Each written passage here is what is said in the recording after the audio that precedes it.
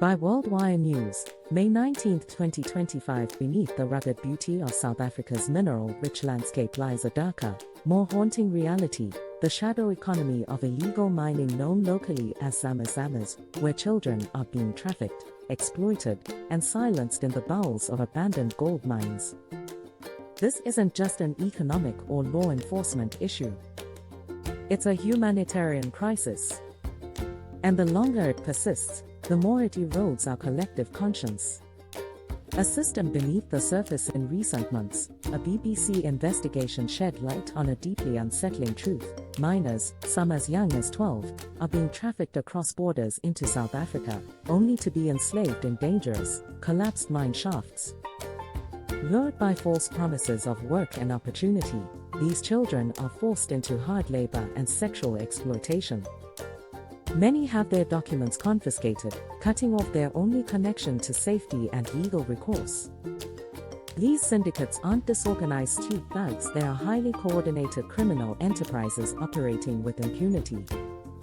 Once inside the mining sites, children are subjected to toxic air, collapsing tunnels, and brutal physical abuse.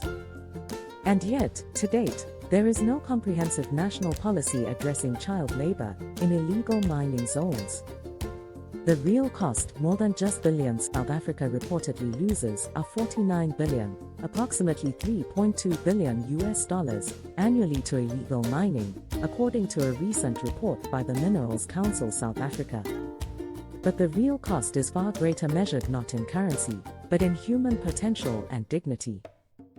Children who should be in school are instead learning to survive in darkness. Families in Lesotho, Mozambique, and Zimbabwe often receive no word from sons or daughters who disappear across the border. And the trauma endured by these children creates psychological scars that span generations. A real-world case illustrates this horror. In early 2025, an investigative team found a 14-year-old boy from Mozambique trapped for days in a collapsed shaft near Valcom. Malnourished, severely injured, and unable to speak due to trauma, he was rescued by volunteers, not the government. His story is not rare, it's representative. Policy failure or moral collapse? The South African government recently launched Operation Valor Umgodi, a military-style crackdown on illegal mining. While the campaign has led to some arrests and tunnel closures, critics argue that the operation lacks humanity.